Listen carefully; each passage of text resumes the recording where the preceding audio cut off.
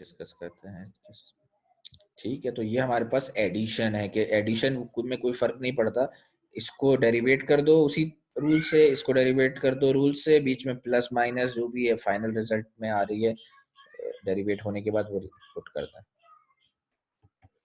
ठीक है, फिर उसके बाद कुछ एग्जांपल्स है, तो ये देखें उसी की जैसी एग्जांपल्स मैंने कोट कर दी कि देखें यहाँ 2x cube plus 5x square minus 10x plus 15। अब ये बड़े बड़े फंक्शंस आपके पास पूरे सामने आना शुरू हो गए। ठीक है, पहले वन वैल्यू फंक्शन था, यानी यहाँ यहीं पे खत्म हो जाता था, अब हमने उसको एक्सपेंड कर दिया है। तो इसका derivative dy by D x क्या हो जाएगा, इस पे भी वही रूल लगेगा, रूल मैं आपको सिखा चुका हूँ, थोड़ा सा डायरेक्ट करना सिखा रहा हूँ।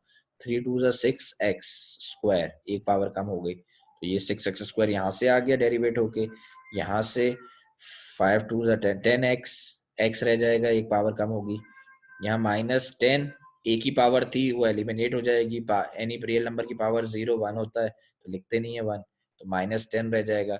और ये था कांस्टेंट, कांस्टेंट का डेरिवेटिव आता नहीं है, वो 0 आता है तो लिखने की जरूरत ही नहीं है। ठीक है, ये एक और एग्जांपल आ गई हमारे पास।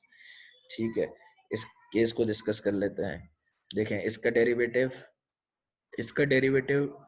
4 टू ज़ा 8, 8x क्यूब ऐसे आ गया, फिर 3x स्क्वायर डिवाइडेड बाई 3, तो 3 से 3 कैंसिल हो गया तो x स्क्वायर रह गया।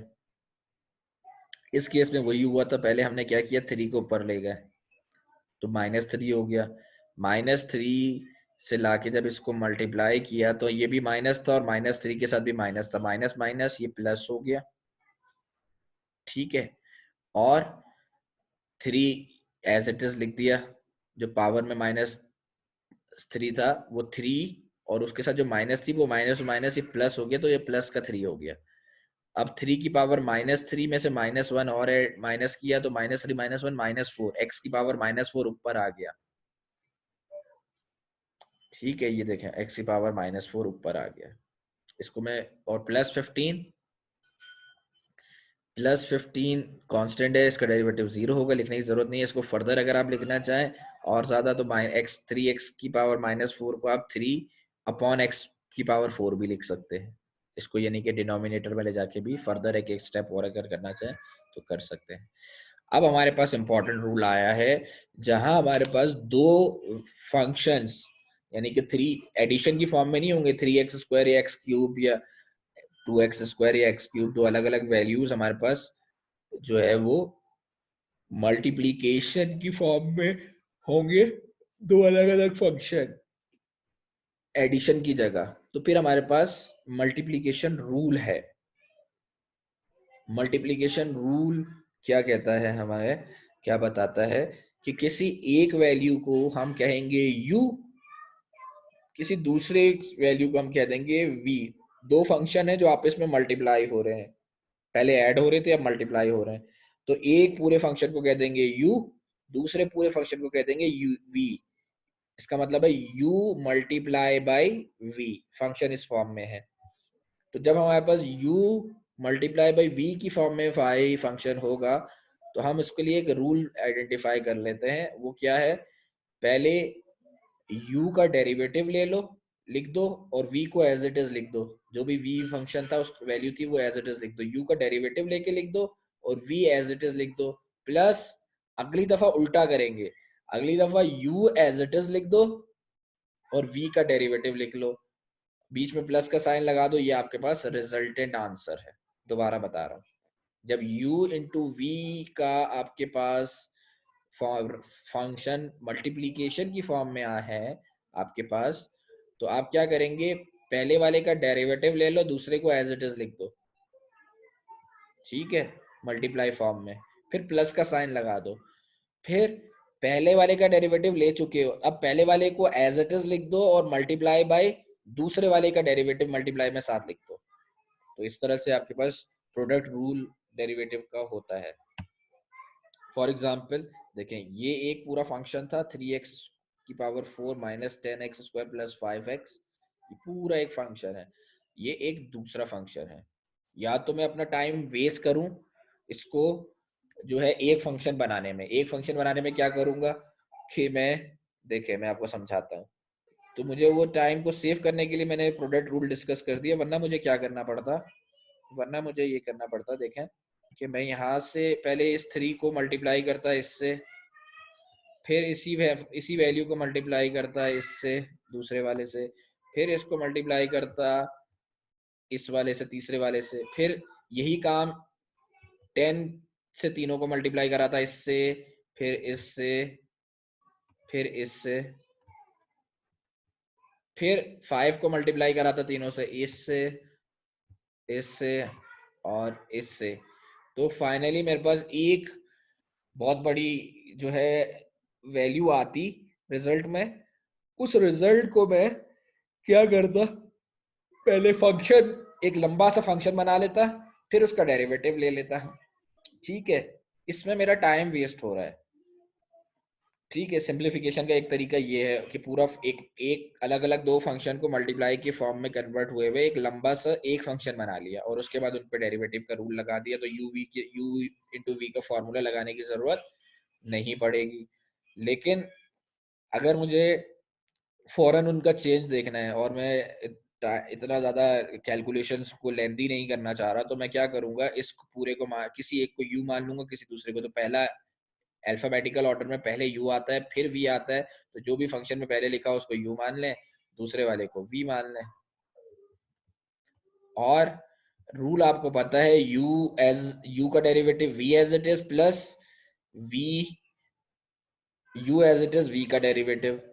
तो आपको पता है कि दोनों फंक्शन और दोनों के डेरिवेटिव अगर आपको पता चल जाए, यानी इसका भी डेरिवेटिव निकाल ले और इसका डेरिवेटिव, तो उस फॉर्मूले में पुट कर दे, आपके पास आंसर आ जाएगा। तो दोनों का फंक्शन तो पता है, u हमें पता है ऑलरेडी, ये पूरा है, देखिए u को अलग से लिख दिया मैंने, उसी के नीचे v को भी पूरे को लिख दिया, ये पूरा v है, इसको मैंने v मान लिया। पहली ही फुर्सत में जो u लिखा हुआ है उसके सामने उसका उसका u डैश निकाल लेता हूँ।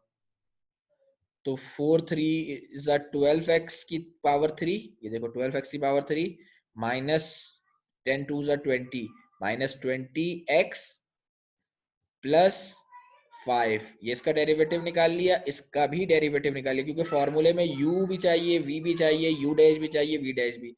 तो जो u था उसका डेरिवेटिव निकाल लो, u डैश हो जाएगा, v जो दिया हुआ है उसका उसी के सामने v डैश निकाल लो, फिर उठा के फॉर्मूले में पुट कर देना।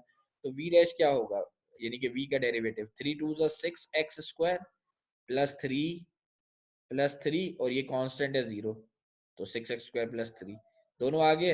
पहले आपने u डैश पुट कर लिया, u डैश की वैल्यू ये थी, ये पुट कर ली पूरी u डैश, ये देखें u डैश, ये है u dash into v, into v, तो मल्टीप्लाई का साइन है, दोनों ब्रैकेट है तो उसका मतलब मल्टीप्लाई का साइन है। v की वैल्यू क्या थी, u का derivative v as it is, v ये देखिए पूरा एज इट इज लिखा हुआ है 2x³ प्लस 3x प्लस 15, तो v एज इट इज, फिर प्लस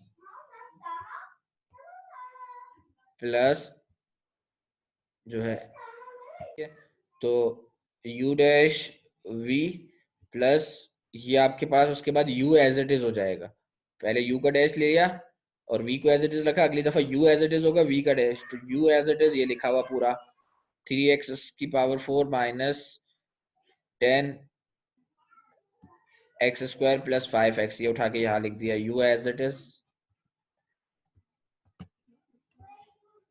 और v का डैश इनटू v डैश, तो ये रहा v डैश, देखें ये लिखा हुआ v डैश हमारे पास, हमने पहले ही चारों को निकाल लिया था। 6x पहले यही किया करें हमेशा, u उसके सामने u डैश लिख लें, v उसके सामने v डैश निकाल लें।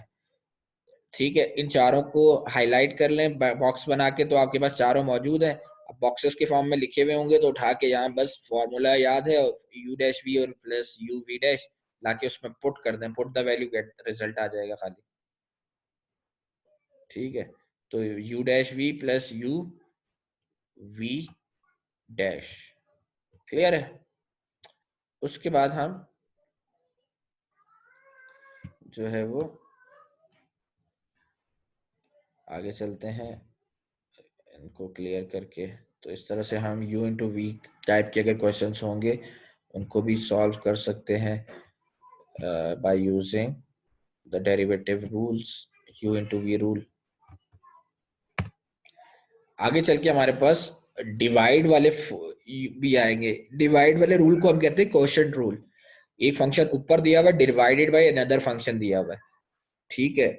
y एक फंक्शन है जो कि दो फंक्शन के डिवाइड से आया है, फंक्शन u जो वो भी x पे डिपेंड कर रहा है, फंक्शन v वो भी x पे डिपेंड कर रहा है, और उसके रिजल्ट में एक तीसरा फंक्शन आया y वो भी x पे डिपेंड कर रहा है, u डिवाइडेड बाय v।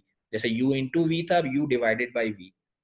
इसको डिवाइड रूल या क्वोशंट रूल कहते हैं, क्वोशंट, डिवाइड को क्वोशंट कहते हैं, ठीक है। और मल्टीप्लाई को प्रोडक्ट रूल भी कहते हैं, ठीक है। तो प्रोडक्ट रूल हमने देख लिया, ठीक है। मैं आप लोगों को थोड़ा सा प्रोडक्ट रूल को डिफरेंट वे में जैसा सजेस्ट किया था, बिल्कुल वैसे ही इसको भी सजेस्ट करूंगा, ठीक है। थोड़ा सा यहाँ जो टर्मिनोलॉजीज लिखी हुई हैं उसको मैं लिखूंगा बिल्कुल एज इट इज, जैसे प्रोडक्ट रूल की फॉर्म में, ठीक है, ताकि आपको नया कोई रूल याद ना करना पड़े। प्रोडक्ट रूल अगर याद है, जरा सी एडिटिंग के साथ आप जो है वो कोफिशिएंट रूल आपको याद हो जाए। देखिए, जब u इंटू वी था, अब u अपॉन v है, तो u इंटू वी में क्या सेम था, u इंटू वी में सबसे पहले हम u का डेरिवेटिव ले लेते थे, ठीक है, उसके बाद हम v लिखते थे, फिर यहाँ प्लस का साइन लगाते थे। अभी याद रखें कि प्रोडक्ट रूल, मल्टीप्लिकेशन रूल में प्लस का साइन लगाना है, कोशंट रूल, डिवाइड रूल में नेगेटिव का साइन लगाना है। यहाँ चेंज आ रहा है, ये पहला चेंज है। यू डैश जैसे पहले निकालते थे वैसे ही निकाल के यहाँ पुट कर देंगे यू डैश की जगह, वी एज इट इज लिख देंगे यहाँ पे। प्लस था मल्टीप्लाई प्रोडक्ट रूल में, डिवाइड रूल में, कोफिशिएंट रूल में माइनस हो जाएगा। फिर हम क्या करते थे, यू डैश हो चुका होता था तो अब यू एज इट इज लिख देते थे, ठीक है, यू एज इट इज लिख देते थे, और v पहले एज इट इज लिखा होता था, अब v का डेरिवेटिव ले लेते थे। यहां तक बिल्कुल सिमिलर है सिवाय नेगेटिव साइन के प्रोडक्ट रूल की तरह, कोशंट रूल। उसमें हम डिवाइड में कुछ नहीं लिखते थे, इसमें हम जो v है ना बाद वाला डिवाइड वाला, डिवाइड में जो भी लिखा हुआ है v, डिवाइड में v है u अपॉन v, तो नीचे v आता है, जो v है डिवाइड में जो लिखा हुआ है उससे का स्क्वायर फंक्शन डिवाइड में भी लिख देंगे। v लिखा हुआ था तो v का स्क्वायर डिवाइड में लिख देंगे, जो भी v फंक्शन है उसका स्क्वायर ले लेंगे और उसको डिवाइड में लिख देंगे। तो ये दो चीजें डिफरेंस आई हैं जिनको मैं सर्किल कर रहा हूँ। एक ये प्लस की जगह माइनस हो गया है, और एक वी स्क्वायर डिवाइड में एक्स्ट्रा आ रहा है, बाकी रूल बाकी चीजें वही हैं। तो उसी तरह से आप एक इजाफी चीज निकाल के पहले से रख लीजिएगा, v का स्क्वायर पहले से कैलकुलेट करके रख लीजिएगा, जैसे कि u डैश v डैश को आपने आइडेंटिफाई कर लिया था, इस तरह से v स्क्वायर भी आइडेंटिफाई कर लेंगे और लाके यहाँ पुट कर देंगे, बस प्लस की जगह माइनस का साइन होगा।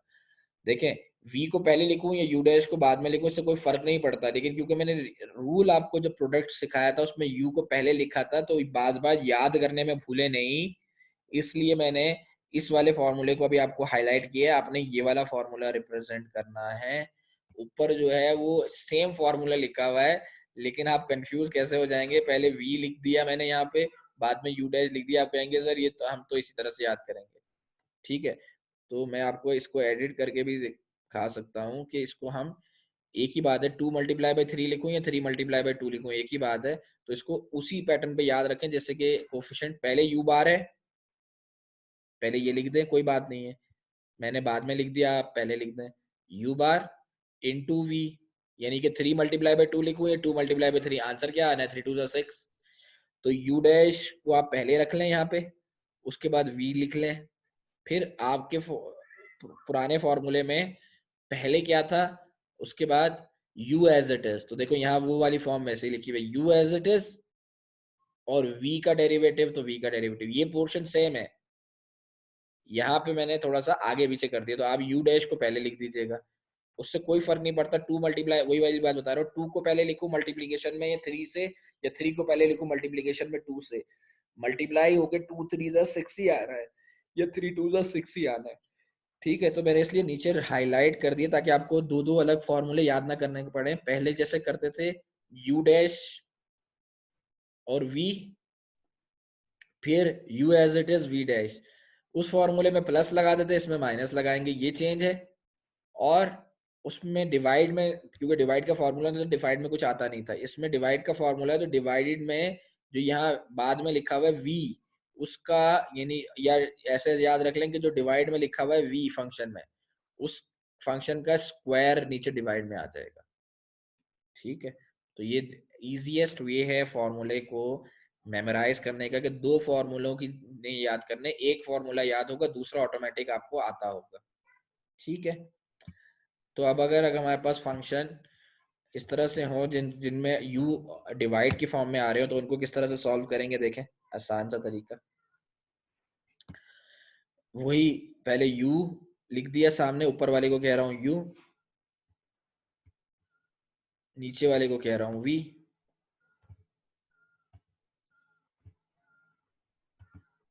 ठीक है, हाई इस तरह से आपने पेंसिल से या किसी भी तरीके से अपने आप को हाईलाइट कर लिया, और फिर वो ले जाके यहाँ अगर नहीं भी लिखे पेंसिल से, नीचे जाके u और v को अलग अलग लिख दें कि u is this and v is this. u के सामने u का डेरिवेटिव निकालना है। ठीक है, अगर आपको लगता है कि आप एक स्टेप में डायरेक्ट नहीं कर सकते, तो u के बाद दो चार लाइनें छोड़ के v लिखा करें, ताकि v के u के सामने जब आप डेरिवेटिव निकालो तो उन दो तीन लाइनों के अंदर आप डेरिवेटिव निकाल लें। ठीक है, फिर v लिखा करें, फिर v के बाद v डैश, तो उसके नीचे तो आपने कुछ लिखा नहीं था अगला स्टेप, तो उसका डेरिवेटिव के लिए तो आपके पास जितनी लाइंस पे हो जाएगा वो आप निकाल लेंगे। मैंने आपको डायरेक्ट तरीका सिखा दिया है, u निकालने लिखा, उसका डेरिवेटिव निकालना है, तो ये हो जाएगा डायरेक्ट 5 टू 10 एक्स की पावर 4, एक्स में से एक पावर माइनस कर दो तो 10 एक्स की पावर 4 माइनस 10 पावर 1 है, तो वेरिएबल एलिमिनेट हो जाएगा, एलिमिनेट हो गया। ठीक है, u भी है, u डैश भी आ गया, v था, v डैश भी निकाल लेते हैं, ये हो जाएगा 7 टू 14 और x रह जाएगा, दो x की पावर 2 थी, एक x रह जाएगा 14x माइनस 3, एक ही x एलिमिनेट हो जाएगा, -3 रह गया। चारों चीजें आ गई। सबसे पहले आपने पुट कर दिया क्या, मैंने जो आपको बताया था वो पहले आप ये पुट कर दीजिएगा। ठीक है, मल्टीप्लीकेशन में ये पहले पुट लिखे या वो बाद में लिखे कोई फर्क नहीं पड़ता, तो आप पहले ये लिखिएगा u as it is 10x की पावर 4 माइनस 10, उसके बाद आप मल्टीप्लाई में लिखिएगा v का डेरिवेटिव, u का डेरिवेटिव पहले लिख दिया, उसके बाद v एज इट इज, तो v ये रहा 7x square minus 3x, minus फॉर्मूले का, क्योंकि डेरिवेटिव डिवाइड का फॉर्मूला है तो माइनस आ जाएगा। अब u का डेरिवेटिव पहले लिखा था, तो अब u एज इट इज लिखेंगे, तो u ये था पूरा, इसको एज इट इज लिख दिया, इनटू पहले v एज इट इज लिखा था, v का डेरिवेटिव लिखेंगे, तो v का डेरिवेटिव ये रहा, तो v का डेरिवेटिव लिख दिया, और डिवाइड में जो भी v लिखा हुआ है पूरा उसको एक साथ लिख के उसकी पावर होल पावर स्क्वायर कर देंगे, तो स्क्वायर ए माइनस बी का होल स्क्वायर का फॉर्मूला लग जाएगा। तो यहां तक भी छोड़ दें, इसको फर्दर भी सिंप्लीफाई किया जा सकता है। ठीक है, तो इस तरह से u अपॉन v का फॉर्मूला भी आप जो है वो निकाल लेंगे, कैलकुलेट कर लेंगे।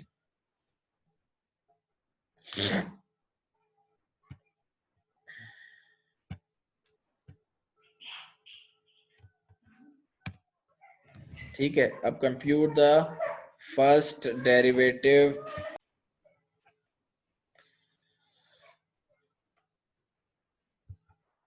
ठीक है, तो जो पिछले क्वेश्चन एक्सरसाइज के आखिर में जो प्रैक्टिस क्वेश्चन थे लेक्चर नंबर 5 के, जो मैंने अभी आपको दिखाए थे, वो आपने अपने असाइनमेंट रजिस्टर में मेंटेन रखने हैं क्वेश्चंस को। इसके अलावा मैंने बताया आप लोगों को चैप्टर नंबर 15 बुक से और चैप्टर नंबर 16 ये हम इस तरफ हम पढ़ रहे हैं, तो वहाँ हमारे पास लिमिट के क्वेश्चंस भी मौजूद हैं, उनकी एग्जाम्पल्स भी सॉल्व हुई हुई हैं, उनके एक्सरसाइजेस भी अवेलेबल हैं, और बुक के अंदर बटनिक की बुक के अंदर ऑड क्वेश्चंस के आंसर्स भी मौजूद है, तो आप क्रॉस चेक भी कर सकते हैं, वहां से भी क्वेश्चंस को प्रैक्टिस कर सकते हैं। ठीक है, तो ये सारी चीजें वहां पे भी अवेलेबल है, यहाँ पे भी। तो टॉपिक वाइज जो हम डिस्कस करते जा रहे हैं, आप बुक को भी उसको फॉलो करना शुरू कर सकते हैं। ठीक है, अच्छा, इसके बाद हमारे पास सम मोर रूल्स आते हैं, जिसमें हमारे पास सबसे इंपॉर्टेंट रूल होता है चेन रूल। चेन रूल यानी कि चेन रूल का क्या कॉन्सेप्ट है, मैं एक छोटी सी एग्जांपल देता हूँ कि फॉर एग्जांपल एक चीज दूसरे पे डिपेंड कर रही है और दूसरी तीसरे पे डिपेंड कर रही है, तो पहली से तीसरे का क्या रिलेशनशिप बनता है, इसको कहते हैं chain rule. For example father आपके जो हैं वो यूएसए में रहते हैं और वो आप लोगों को जो है वो वहां से आपकी सर्वाइवल के लिए कुछ अमाउंट्स ट्रांसफर कर रहे होते हैं, और घर में दो लोग हैं, एक आपकी एल्डर सिस्टर है और दूसरे आप हैं। ठीक है, अब वो जो है वो केयर टेकर आपके एल्डर सिस्टर हैं, तो वो अकाउंट जो ट्रांसफर करते हैं, जो अमाउंट, जो कैश, जो भी चीजें हैं, वो फंड्स जो भेज रहे हैं, सेंड कर रहे हैं, वो सिस्टर को भेज रहे हैं। तो उस केस में जो है सिस्टर डिपेंडेंट हो गई, सिस्टर डिपेंडेंट हो गई और फादर इंडिपेंडेंट हो गए। ठीक है, उनका एक रिलेशनशिप बन गया कि for example sister S, S is dependent on father F, variable S, और एस इज डिपेंडेंट सिस्टर और sister is dependent on father F. ठीक है, अब इसी तरह से इसको हम अगर लिखना चाहें तो हम कुछ यूं लिख सकते हैं कि सिस्टर डिपेंडेंट वेरिएबल है इस केस में, और वो डिपेंड किस पे कर रही हैं, ठीक है, वो डिपेंड कर रही हैं फादर पे, तो sister is the function of F, father.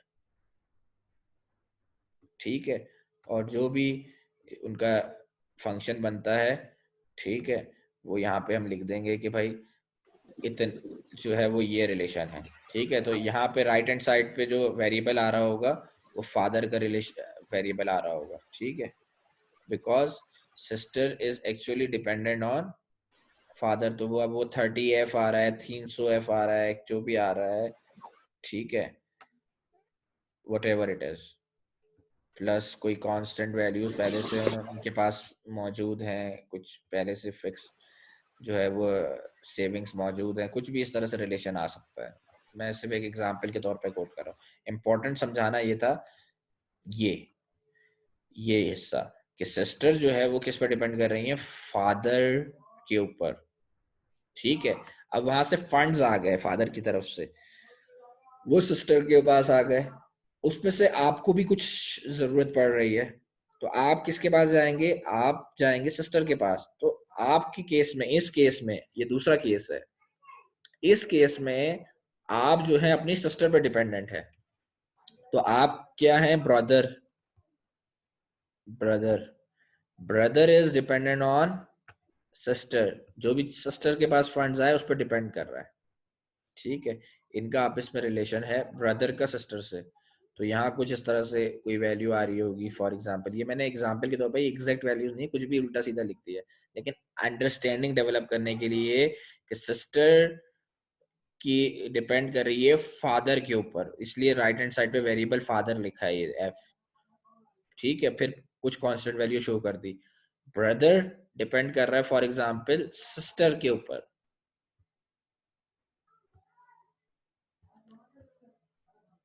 ठीक है, सिस्टर के ऊपर।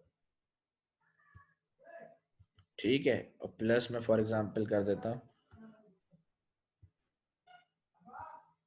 ठीक है, now now you have to focus K S sister depend कर रही है फादर पे, और ठीक है यहाँ पे सॉरी, हाँ ठीक है, यहाँ ब्रैकेट लगाने की जरूरत नहीं थी, लगा भी दे तो कोई फर्क नहीं पड़ता, 15 मल्टीप्लाई बाई एस लिखा हुआ है ये थोड़ी देर के लिए, या 15 इंटू एस लिख दूं या 15 ब्रैकेट एस लिख दूं, एक ही बात है।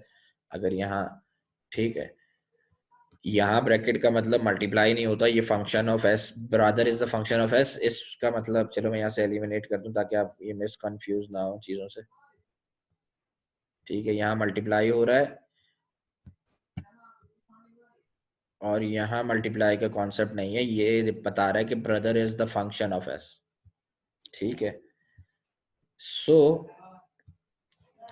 अब इनका फादर का ब्रदर से क्या डायरेक्ट रिलेशनशिप बनता है, यानी कि ब्रदर की डिपेंडेंसी जो फादर पे है वो क्या बनेगा। देखो इनडायरेक्ट वे है, इनडायरेक्ट वे। अब हम डायरेक्ट समझिएगा, यहाँ पहले हमारे पहले केस में था फादर, फिर थी सिस्टर, फिर थे ब्रदर। सिस्टर जो है वो फादर पे डिपेंड कर रही थी, और ब्रदर जो है वो सिस्टर पे डिपेंड कर रहा है। तो ये एक चेन रूल चल रहा है, एक से दूसरे, एक की डिपेंडेंसी दूसरे पे, दूसरे की तीसरे पे, तीसरे की चौथे पे। तो हम इस चेन रूल की मदद से पहले की का रिलेशन तीसरे से डायरेक्ट रिलेशन क्या बनेगा, अगर हम डायरेक्ट अप्रोच करें, इसके बजाय हम डायरेक्ट अप्रोच करें तो इनका आपस का क्या रिलेशनशिप बनेगा, इसको कहते हैं चेन रूल।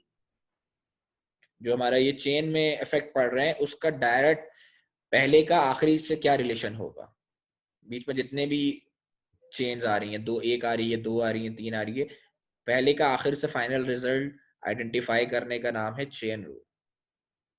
ठीक है, फिर कुछ लॉग्स के और एक्सपोनेंट के रूल्स हैं, ठीक है, वो हम डिस्कस कर लेंगे।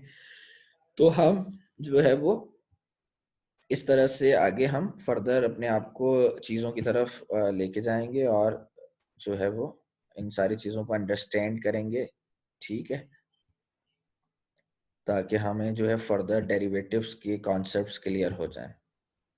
ठीक है, तो आज हम यहीं तक रखते हैं, इसको यहीं तक कंप्लीट करेंगे, और फिर जो है वो हमारा टाइम भी कंप्लीट हो चुका है। फिर नेक्स्ट टाइम पे हम ये मोर रूल्स ऑफ डिफरेंशिएशन डिस्कस करेंगे, जो कि हमारे पास है हमारी स्लाइड नंबर 6, और फिर हम 6 से 7 की तरफ जाएंगे। तो हमारे दो चार ये ऑप्टिमाइजेशन की तरफ फिर हम चले जाएंगे। हमारी जो है तकरीबन जो है वो डेरिवेटिव्स 8 to 9 वीक में हमारा डेरिवेटिव्स खत्म हो जाएगा, फिर आखिर में 4 to 5 मजीद जो है वो 6 to 7 वीक्स हमारे इंटीग्रेशन में आ जाएंगे। तो हम इस तरह से अपना पूरा जो है वो बिजनेस मैथ्स का टॉपिक सारे कवर कर लेंगे। ठीक है, आप बस आपने कंसिस्टेंस रहना है, और आपने जो है इस तरह से चीज़ों को लर्न करते रहना है।